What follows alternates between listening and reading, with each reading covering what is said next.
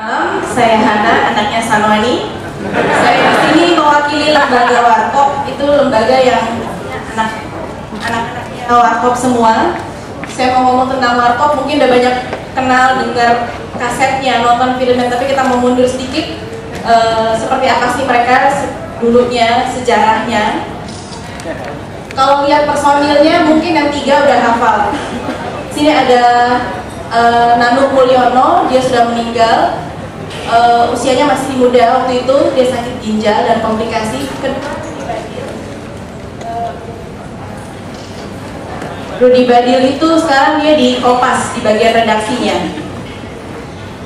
Mereka dimulai dari tahun 70-an saat masih jadi mahasiswa dan siaran di Radio Prambors. Terima kasih.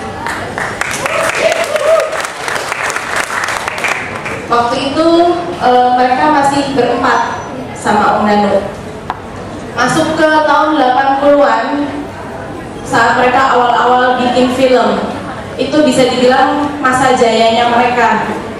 Karena di sana mereka menjadi diri mereka sendiri, menuangkan idenya dalam skrip film dan mewujudkan itu di film. Tahun 90-an mungkin masa yang menyedihkan karena almarhum Kasino meninggal. Mereka tinggal berdua tapi tetap harus melanjutkan Warkop itu sendiri karena mereka percaya Warkop tidak pernah mati. Jadi mereka tetap berdua menjadi sinetron sampai tahun 2000. Karena tahun 2000 orang menyebutnya jadi Warkop Milenium. Ini juga maaf agak narsis. Sekarang tinggal ini keluarga Warkop, 7 anak Warkop. Itu ada ibu saya, Om Indro, dan istrinya. Semua tergabung dalam lembaga Warkop. Tema lawakan Warkop bisa dibilang paling banyak tentang kritik sosial, dan mungkin karena mereka berasal dari level perguruan tinggi, jadi banyak yang mereka saring dulu. Kalau mereka mau show di mana atau bikin apa-apa, mereka selalu ngirim asisten. Dulu Om Deddy, Miin Bagito itu asisten mereka. Salah satunya ini, film mereka Chips tahun 82 itu bukan sekedar motor, tapi singkatan cara hebat ikut penanggulangan sosial. Itu sindiran pada kalangan polisi saat itu. Jadi pasti ada temanya. Dari yang mikir, mereka kalimat ini mungkin jadi tertawa sebelum tertawa itu dilarang. Dulu zamannya semua dilarang, apa-apa dilarang. Jadi mereka bilang ini, tertawa dulu sebelum tertawa itu dilarang. Itu yang masih mikir sampai yang ini nggak mikir deh, tapi semua orang pasti ingat, gila lu bro. Segmentasi mereka sengaja mensegmentasikan. Ada kaset, panggung, dan film. Orang bilang film itu mereka cuma perempuan cantik dan apa segala macam. Itu sengaja. Mereka sengaja membagi 3 itu. Karena apa? Karena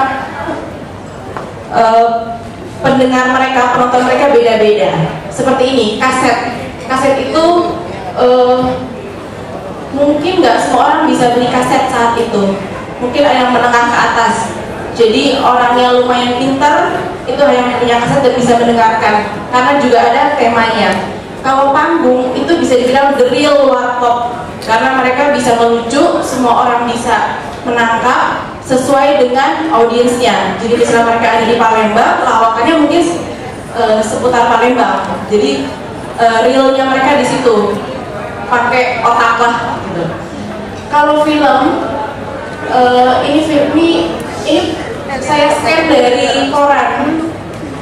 Ini udah masuk minggu ke-5, hari ke-33. Film anak-anak, film pertama mereka. Ini film kedua mereka, Gede Rasa. Jadi film mereka itu selalu bisa dibilang box office. Ini film yang selalu dibilang wanita cantik dan seksi. Itu ada Eva Arnaz, itu ada Camelia Malik. Film mereka sengaja menggunakan wanita cantik. Kenapa? Karena film itu ditonton oleh semua kalangan, yang pintar dan tidak pintar, kaya dan miskin. Jadi semuanya harus bisa menangkap film itu. Soundtrack, jadi ingat ngobrol di warung kopi, sampai sekarang jadi iklan produk kopi juga oleh Gatot Sudan.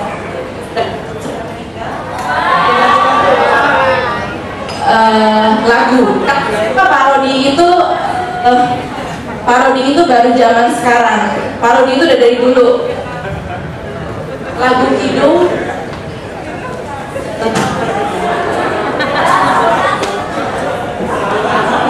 itu kalau itu dari zaman dulu. Kalau kita ngomong wardrobe, kalau lihat yang kanan atas itu kostum MC mereka wajib pakai jas. Karena apa? Mereka menganggap pakai jas itu penghormatan kepada orang yang meng-hire mereka dan penonton, jadi mereka pakai jas. Karena banyak yang masih mencintai, salah satu ini bentuk perwujudannya sekarang, ada merchandise seperti yang saya pakai, itu ada pin. Ya, jadi kita berusaha supaya penggemarnya Warkop, kekangenannya mereka masih terbayar. Seperti ini, kita punya milis warkopdki@yahoo.com. Kita punya kegiatan nonton bareng. Setiap puasa kita buka bersama, dan sebelum itu kita pasti nyekar ke kuburan 3 orang yang udah nggak ada. Itu semua kegiatannya dari para penggemar Warkop. Karena apa? Karena the legend